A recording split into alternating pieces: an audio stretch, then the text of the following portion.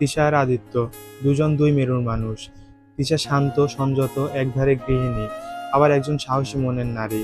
আর আদিত্য শহরের কর্পোরেট জীবনের ব্যস্ত সৈনিক, যার জীবনে সকাল শুরু হয় মিটিং দিয়ে আর রাত শেষ হয় ক্লান্তিতে চোখ বুজে। কিন্তু এই দুই বিপরীত মানুষ এক হয়েছে ভালোবাসার বাঁধনে। বিয়ে হয়েছে পারিবারিকভাবেই, ভালোবাসা তখনও ঠিক ফুললি গড়ে ওঠেনি। তিশা নিজের পরিবার ছেড়ে নতুন পরিবারে এসেছেন, অচেনা এক পুরুষের ঘর করছেন নিজের বলে। আদিত্য জানে এখনো কেমন অচেনা, কিন্তু অচেনা হয়েও তিশার প্রতি একটা মায়া, একটা যত্ন ছিল তার চোখে। প্রথম রাতে আদিত্য তিশার দিকে তাকিয়ে বলেছিল, তোমার যদি কোনো কষ্ট হয় তুমি আমাকে না বলে থেকো না প্লিজ। আমি ভালোবাসতে জানি না হয়তো, কিন্তু বুঝতে চেষ্টা করব, কথা দিচ্ছি। তিশার মুখে এক বিনীত হাসি, মাথা হেট করে বলেছিল, আমি বুঝতে চেষ্টা করব। তোমার ব্যস্ততা মানে উপেক্ষা নয়। সেই শুরু নীরব ভালোবাসার। দিন চলতে থাকে। আদিত্য অফিস মিটিং, ক্লায়েন্ট আর প্রেজেন্টেশনের ভিড়ে হারিয়ে যেতে থাকে। তিশার সংসার, রান্না, শাশুড়ি আর সবার ঘরের চৌহদিতে বন্দী হয়ে যায়। মাঝে মাঝে আদিত্য রাত 11টায় ফিরে, হাতে ফোন, কানে ব্লুটুথ, চোখে ক্লান্তি। তিশা হয়তো অপেক্ষায় থাকতো রাতের খাবার নিয়ে, একসাথে বসে খাবে বলে। কিন্তু আদিত্য বলে, তুমি খেয়ে নাও, আমার একটু জরুরি কল আছে। প্রথম প্রথম তিশা কিছু বলতো না, ভাবতো আজকের জন্যই। তারপর সেই আজ দিনকে মাসে পরিণত করে। একদিন রাত 11টা বাজে, আদিত্য দরজা খুলে দেখে ঘরের সব লাইট অফ, শুধু টেবিলে একটা চিঠি। আমি খারাপ স্ত্রী নই, কিন্তু হয়তো আমি তোমার সময়কে ভালোবাসার রূপ দিতে পারিনি। ঘুমাতে পারি না রাতগুলোতে, জানো।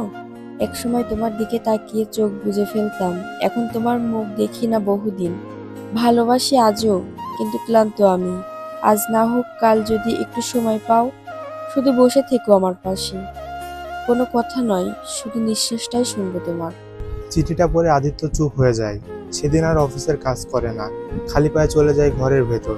দরজা খুলে দেখে তিশা জানালার পাশে বসে কাঁদছে। আদিত্য ধীরে ধীরে তার পেছনে গিয়ে দাঁড়ায়, আলতো করে হাত রাখে কাঁধে। আমি কি তোমার কষ্টের কারণ হয়ে যাচ্ছে? তিশা কিছু বলে না, শুধু উঠে এসে বুকের মধ্যে মুখ গুজে দেয়। আমি শুধু তোমার সময়টা চেয়েছিলাম, তোমার ভালোবাসা নয় কি? আদিত্য গভীরভাবে জড়িয়ে ধরে তাকে আর বলে, আমার প্রতিটা নিঃশ্বাস, আমার ক্লান্তির ঘুম সব তুমিই তো। কিন্তু আমি বুঝিনি আমি তোমাকে একা করে দিচ্ছি দিনে দিনে। পরদিন সকাল থেকে বদল শুরু। সকাল অফিসে যাওয়ার আগে আদিত্য এক কাপ চা বানিয়ে নিয়ে আসে তিশার জন্য।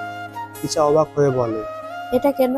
তোমার জন্য সময় দিতে শিখছি, আর তোমার মুখে হাসিটা ছাড়া আমার দিন শুরু হোক এমন সাহস হয়নি। রাতগুলোতে এখন আদিত্য ফোন সাইলেন্ট করে দেয়। মাঝে মাঝে তিশাকে বলে, চলো ছাদে যাই, চাঁদ দেখবো। তিশা হাসে, তোমার চাঁদ তো ল্যাপটপের স্ক্রিনে ছিল না।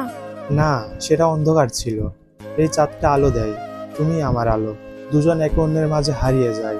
তারা আবার গল্প করে, একসাথে রান্না করে, মাঝে মাঝে খুনসুটি করে। ভালোবাসার যে ফাঁকা জায়গাগুলো ছিল সেখানে তারা সময় ঢেলে দেয়, আদর ঢেলে দেয়।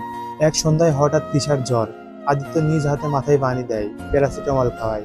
তিশা বলে, তুমি না এত ব্যস্ত, এই সময়টুকু দেবে ভাবিনি।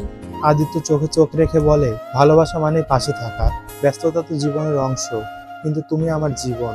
তিশার চোখ ঝাপসা হয়ে আসে। সে হাত বাড়িয়ে আদিত্যর হাত চেপে ধরে। আমার জন্য সবসময় থেকো, কখনো ছেড়ে যেও না। আদিত্য তাকে বুকে টেনে নেয়। তোমার চোখে আমার ঘর, আমি কোথাও যাব না যতক্ষণ তোমার চোখে আমার জন্য এই মায়া থাকবে। শেষ কথা, এই জীবনটা ছোট, তবু এর মাঝে হাজারটা ব্যস্ততা, ক্লান্তি, ভুল বোঝাবুঝি হয়। কিন্তু যাদের মন থেকে ভালোবাসা থাকে, তারা সময়ের মাঝেও একে অন্যকে খুঁজে নেয়, ধরে রাখে।